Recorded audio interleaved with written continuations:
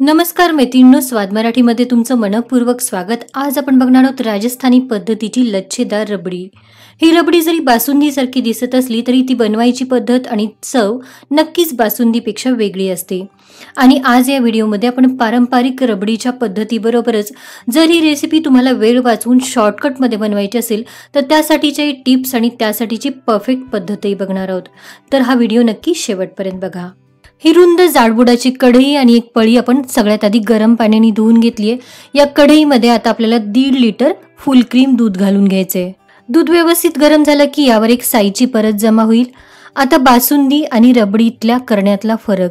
बासुंदी करताना आपण ही साईला जमा होऊ देत नाही। साई आपण दुधामध्येच घोटून एकसारखी दाटसर अशी बासुंदी करायचा प्रयत्न करतो, पण रबडीमध्ये ही जी साईची परत आहे ती आपल्याला दुधामध्ये मिक्स न होऊ देता कढईच्या कडेला ढकलायची, जशी मी दाखवतेय तशी।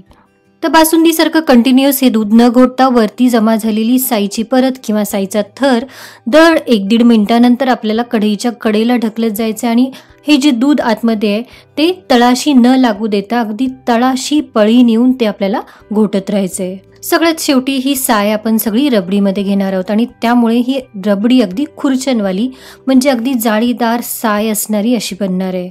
ही तर झाली पारंपरिक पद्धत, पण जर हीच रेसिपी तुम्हाला शॉर्टकटमध्ये बनवायची असेल तर 1.5 लिटर दूध घ्यायचं, ते थोडंसं घोटून घ्यायचं, त्यामध्ये पाव कप मिल्क मेड आणि पाव कप दुधात बनवलेली दूध पावडरची पेस्ट घालून अजून थोडीशी घोटून घ्यायची। त्यानंतर 2 ते 3 ब्रेडच्या स्लायसेसच्या कडा काढून त्याचा चुरा करून त्यामध्ये घालून घेतला की शॉर्टकट मेथडनी आपल्याला रबडी अगदी खुर्चनवाली टेक्स्चर असणारी नक्की मिळेल। पण अर्थात पारंपरिक पद्धतीने बनवलेल्या रबडीच्या चवीला तोड नसते। आणि अशी व्यवस्थित घोटली गेली की त्यामध्ये आवडीप्रमाणे किंवा पाव कप इतकी साखर घालून घ्यायची आहे। लक्षात ठेवा, साखर घातल्यानंतरही रबडी थोडीशी पातळ होणार आहे, त्यामुळे ती थोडीशी घोटावी लागणार आहे, कारण रबडी नेहमी बासुंदीपेक्षा थोडीशी घट्टच असते। त्यानंतर थोडीशी वेलची पूड आणि साखर इतकंच, यामध्ये फारसे ड्राय फ्रुट्स वगैरे जात नाहीत। जर तुम्हाला आवडत असेल तर तुम्ही घालू शकता। आणि त्यानंतर ही कडेला जमलेली सगळी साय जी आहे ती व्यवस्थित खरवडून आपल्याला या रबडीमध्ये घालून घ्यायची आहे। 2 ते 3 तास फ्रीजमध्ये ठेवली की थंडगार, घट्ट आणि मस्त खुर्चनवाली अशी रबडी आपल्याला मिळते।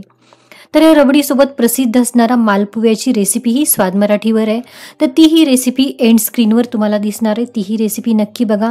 त्याचप्रमाणे बासुंदीची रेसिपी ही एंड स्क्रीनवर तुम्हाला दिसेल, तर ती ही रेसिपी तुम्हाला जर आवडत असेल तर नक्की बघा। आणि जर रबडीची रेसिपी तुम्हाला आवडली तर व्हिडिओला नक्की लाईक करा आणि स्वाद मराठीला नक्की सबस्क्राईब करा। तर पुन्हा भेटूया अशाच एका नवीन छानशा रेसिपीसह। धन्यवाद।